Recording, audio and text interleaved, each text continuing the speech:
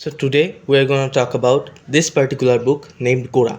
It was written by Rabindranath Tagore and it was published in 1924.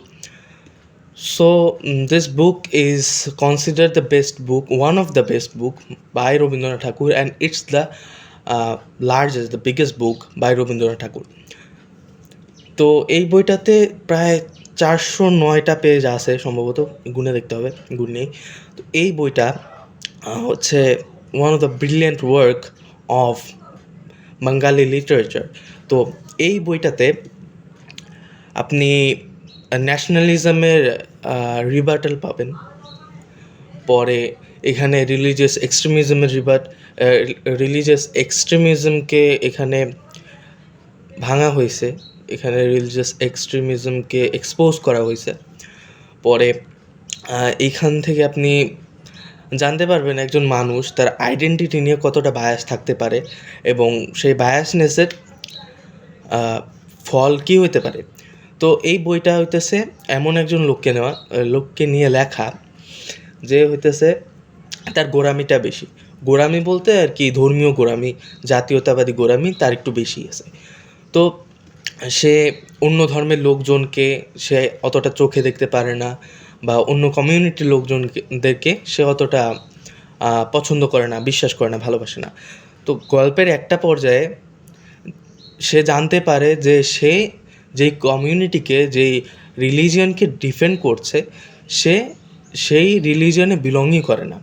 সে হইতেছে অন্য আরেকটা দেশ থেকে আসা একজন লোক, যে কিনা ছোটোবেলায় তার বাবা মা মারা যায় এবং সে একটা হিন্দু পরিবার, একটা হিন্দু জমিদার, সম্ভবত আমার মনে নেই, জমিদার না, একজন হিন্দু অফিসিয়াল, তার বাসায় সে লালিত পালিত হয়। তো সে ছোটোবেলা থেকেই মনে করে যে সে একজন হিন্দু ভারতীয় বাঙালি। তো এই ক্ষেত্রে তার রিলিজিয়াস এক্সট্রিমিজম, পরে হচ্ছে আলট্রা ন্যাশনালিজম না কী বলে ওইটাকে, মানে উগ্র জাতীয়তাবাদ তার মধ্যে অনেকটাই বেশি থাকে।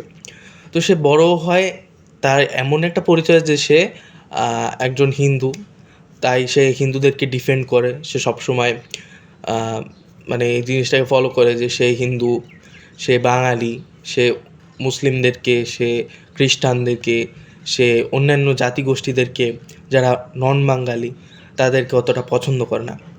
তো যখন সে জানতে পারে যে সে আসলে যেই ন্যাশনালিটিকে, যেই রিলিজিয়নকে এতদিন ধরে ডিফেন্ড করছিল, সে আসলে সেটাতে বিলংই করে না। তারপর সে একটা শক খায়। পরে এই গল্পটাই অনেক সুন্দরভাবে বলা হয়েছে গোরা বইটাতে। গোরা বইটা সাজেস্ট করার মতো, এটা অনেক ভালো একটা বই।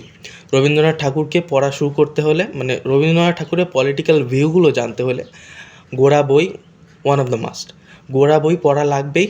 আর রবীন্দ্রনাথ ঠাকুরের পলিটিক্যাল বিলিফ সিস্টেমকে জানতে হলে আরেকটা বই সবচেয়ে মাস্ট, গোরা সেকেন্ডে আসবে। ফার্স্ট আসবে হচ্ছে ঘরে বাইরে।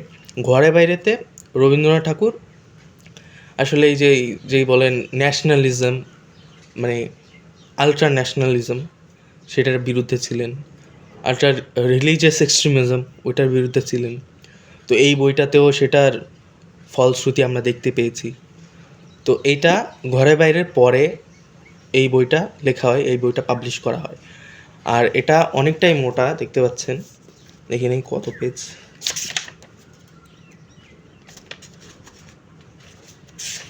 প্রায় 400 পেজের মতো আছে এই বইটাতে। তো এই বইটা আসলে রেকমেন্ডেবল। এই বইটা আমি রেকমেন্ড করব রবীন্দ্রনাথ ঠাকুরকে পড়তে হলে এই বইটা পড়া লাগবে। এই বইটা না পড়লে রবীন্দ্রনাথ ঠাকুরের ফিলসফি অনেকটাই বোঝা যাবে না, রবীন্দ্রনাথ ঠাকুরের পলিটিক্যাল আইডিওলজিও বোঝা যাবে না। It's an important book.